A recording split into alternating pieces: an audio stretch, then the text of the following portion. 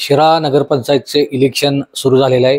त्याची रणधुमाळी आता मोठ्या पद्धतीने आपल्याला पाहायला मिळते आणि आता जे उमेदवार जवळजवळ फायनल आहेत ते म्हणजे शिवसेना, भाजप व मित्र पक्षांचे उमेदवार जे आहेत ते शिवसेना गटाला गेलेले आहेत. ते म्हणजे पृथ्वीनाईक बाबा व समोरच्या गटामध्ये राष्ट्रवादी व इतर मित्र पक्षांना गेलेले आहेत ते अभिजित नाईक पापा.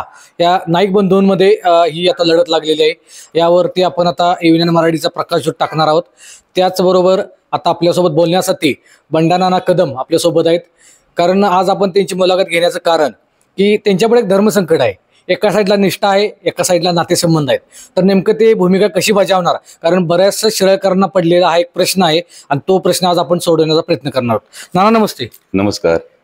पहिल्यांदा आपल्या समोर एक खूप धर्मसंकट पुढे आहे. एका साईडला निष्ठा आहे, एका साईडला नातेसंबंध आहेत. नेमके बंडा कदम जे आता कित्येक वर्ष झालं मानसिंगराव नाईक भाऊ यांच्या बरोबर काम करतात, त्यांची भूमिका काय आहे? मी 2013 पासून माननीय मानसिंगराव नाईक भाऊ यांच्याबरोबर काम करतोय आणि प्रामाणिकपणे निष्ठेने काम करतोय.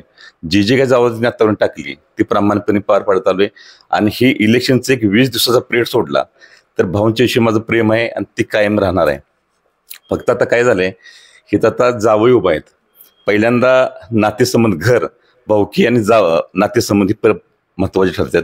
त्यामुळे मी भाऊंच्यावर चर्चा करून हा निर्णय जावई बसल्यामुळं पृथ्वी नाईक बाबा यांच्याबरोबर काम करण्याचा निर्णय आमच्या सहकुटुंबाने घेतलेला आहे. त्याप्रमाणे आम्ही पृथ्वी बाबांचं काम करायला ठरवले.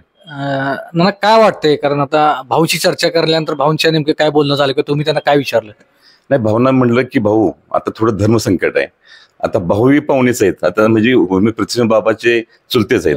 आता विषय म्हटलं मला धर्मसंकट आहे. आता तुम्ही घरात ते सगळे मंडळी एक असता तर आमच्या पाहुण्यांना काही थोडी अडचण झाली नसती. पण काय तुमच्यात एकमेकांचं गैरसमजात काय आता उमेदवारी घरातलं हे झाल्यामुळं, परंतु आता विषय असा की जावई असल्यामुळे मला हा निर्णय घ्यायला लागतो की जावयाच्या बरोबर राहणं हे महत्वाचं. आपले जावयांच्या बद्दल काय सांगाल? आता तुम्ही आता इतके वर्ष झालं त्यांचं नेतृत्व बघताय, काय वाटतंय त्यांच्या नेतृत्वाकडे बघून? जावई हे उच्च शिक्षित आहेत. पहिल्यांदा विचार जर केला तर आता पहिले ते ग्रामपंचायत नव्हे, ही नगरपंचायत आहे. तिथं एक चांगल्या पद्धतीचं आता म्हणजे शिराळ शहर आहे, तालुक्याचं गाव आहे आणि इथं एक विकासाची कामं इथं मोठ्या प्रमाणात होणं गरजेचं आहे. काय JR शासनाचे येतात, काय शासनाच्या वरने फंड येतात, काय त्या पद्धतीनं ही सगळ्या गोष्टी आपल्याला उशिक्षाच्या कळणार नाहीत. आणि त्याप्रमाणे चांगला होतकरू चांगल्या पद्धतीनं एक शिराळबद्दल विकासाचे काही मनात ध्येय उद्दिष्ट असणारा एक चांगला उमदा नेतृत्व करणाऱ्यापैकी चांगल्या पद्धतीनं हा जावई पृथ्वी नाईक आहेत. त्यामुळं नक्की ती शिराळच्या विकासासाठी चांगल्या पद्धतीनं काम करतील आणि जावई आहेत म्हणून बी आणि ते एक चांगला होतकरू असल्यामुळं त्याचा विचार आम्ही करून सहकुटुंबाने निर्णय घेतलाय. आता आपलं कुटुंब खूप मोठं आहे, आपली भावकी मोठी आहे, त्यामुळे आपण आता बाहेर रस्त्यावर उतरून त्यांची भूमिका करणार आहात का फक्त काय शांत राहणार आहात? मी आजपर्यंत राजकारणात भल्याच 27 वर्ष राजकारण करतोय. माझी भूमिका कधी आहे ती काही स्पष्ट असते, म्हणजे बोलायचं एक आणि करायचे काय नसतोय. निर्णय भावना सांगून मी चर्चा करून हा निर्णय घेतलाय. त्यामुळे माझी भूमिका मी स्पष्ट करून शहरातल्या प्रत्येक घराघरात मी स्वतः उमेदवार आहे असं समजून मी प्रत्येक घराघरी फिरून जावयांचा प्रचार मी करणार आहे आणि ते करायचं ठरवून सहकुटुंब करणार आहे.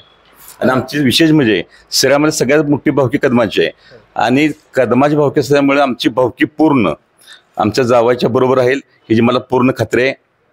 त्याबरोबर माझे मित्रमंडळी, सगळे सहकारी कार्यकर्ते आमचे माझ्या विचारात असणारे सगळे बाबाचे काम करतील. बाबा प्रचंड मतानं चांगल्या मताधिक्याने निवडून येतील खात्री देतो.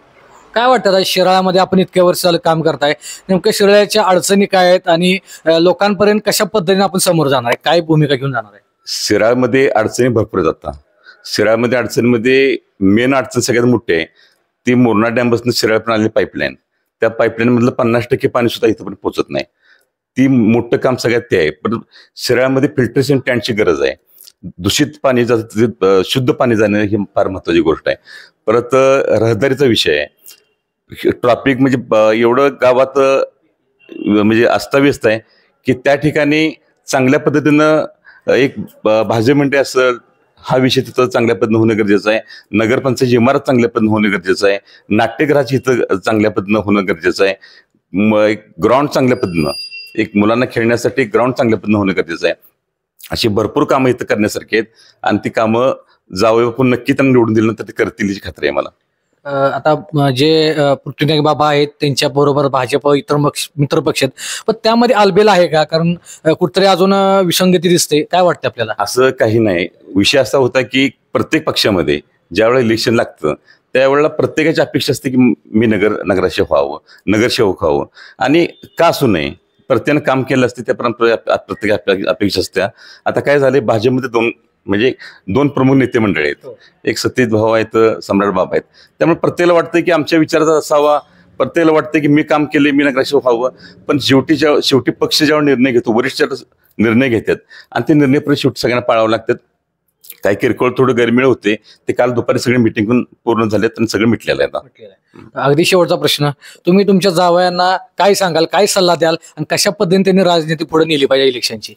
एक कसं आहे, सगळ्या सर्वसामान्य जनतेमध्ये मिसळणं हे सगळ्यात महत्वाचं आहे.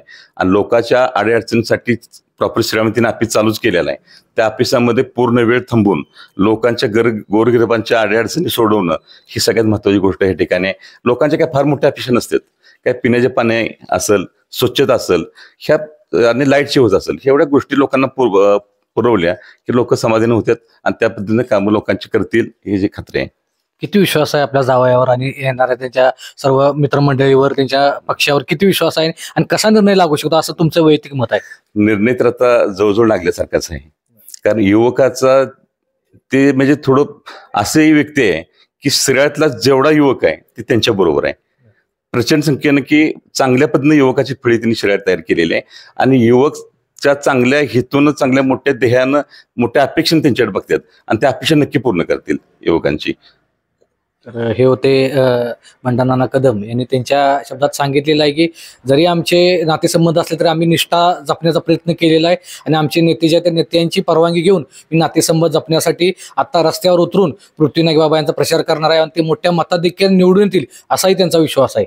एव्हीनाइन मराठीसाठी शीतल कुमार शेटे.